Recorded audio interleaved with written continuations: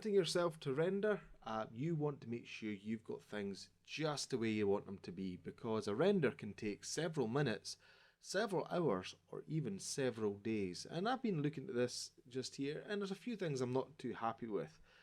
First of all, this is a little bit close to the top of my frame and not the bottom, so I'm just going to use this as an opportunity just here, just to slightly adjust the positioning of my frame for the render,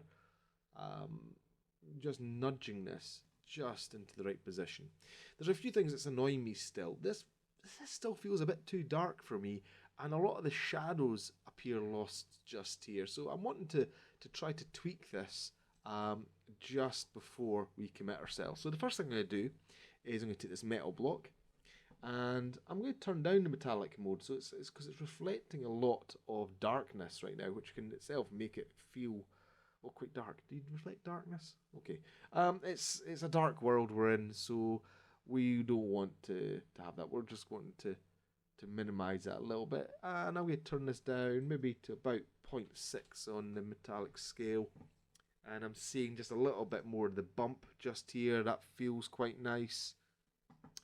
Let's take this sort of shoe section. Again, the metallic nature of this is all the way up at 1. Maybe turn this down to 0.6 itself. That feels a little bit better for the roughness. Let me turn down the roughness a little bit, so I'm getting a little bit more reflection happening in here.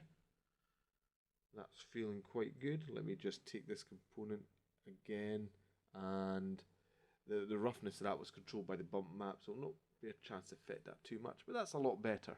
Still not happy with these shadows of these lights, so let's have a wee look. Let's take this light over here and let's see what happens if we really crank up the power to this. Make it 1200 watts.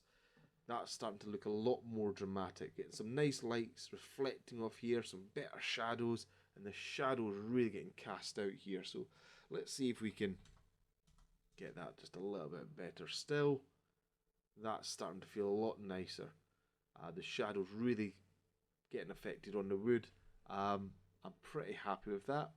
Let's see if I take this forward light, and again let's put the power of this light up a little bit. Slightly oversaturating, it's making this face feel a little bit flat. So let's bring that down a little bit. That's not too bad. Whoops, let's not go moving the camera view after I spent all the time getting it.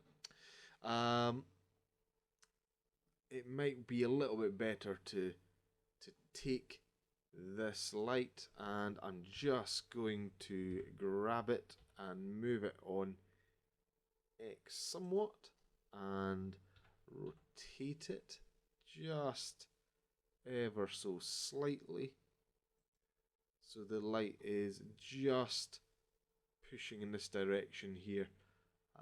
We're getting some nice lighting effects, some nice shadows just here on the actual lights. This is looking like I'm happy to render it. I'm happy with the scale of the texture. I'm happy with the materials. So it's now time to commit ourselves. How do we do that? Well, two wee things we want to go to. First of all, render properties. If you've got access to a GPU within your computer, select it. It's likely to be more powerful than your CPU. Secondly, you want to make sure that your render is a lot higher.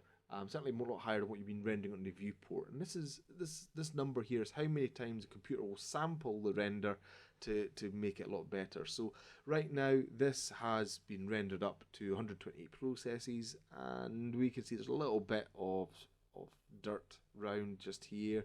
It could be a lot better. So I'm gonna crank this all the way up to about 1000. You'll need to play with that to get just the settings you're wanting, which will suit your computer, and a lot will depend on the power of your computer and the time it takes to render. Next, we're going to be having a look in here for color, and I've found just to get these colors just standing out a little bit better, we're actually going to be taking the color itself, and we're going to go to the look of that color, and we're going to turn it to a medium contrast. And this, when it comes to the final render, will just help bring out these colours. I found that medium contrast is good. high contrast really oversaturates things, so get this to a medium contrast. Okay, how do we get things out here? Well, if I click output properties just here, we've got the resolution of the image. Now, typically Blender's used to make animations and so on and things for screens. So all the presets are typically good for screens just there. If you adjust the resolution X and Y, it will impact what's initially appearing on your camera here. Don't panic too much, we can change that. But I recommend for printing resolution, you want to make this about the sort of 3000 mark on width, and you'll see it's made it wider there than in proportion. And if I just adjust this, you can get that. So now you can adjust this so it's going to be the perfect relationship for an A3 bit of paper, but you know, just adjusting it manually like that is not too much of a problem. So that's in pixels just there. Next, we want to choose where it's going to sort of save a file to. Now, I recommend that you just have that saving to somewhere, preferably where you can't run out of space. So making sure you can get it into your area where your rest of your files are. You might want to put it to the desktop. Don't save it to a memory stick or anything like that, because if something goes wrong, it won't work. So I'm just going to select the same folder where we've generated all the rest of the files. And next is the file format. PNG is a good format to be using, and we're going to choose 16-bit color depth, and we're going to turn the compression to 0 because we don't want any strange wee artifacts on the render itself. Once you're ready to commit yourself to rendering, you go to the render drop-down menu and hit render image, and the computer will now draw your render out.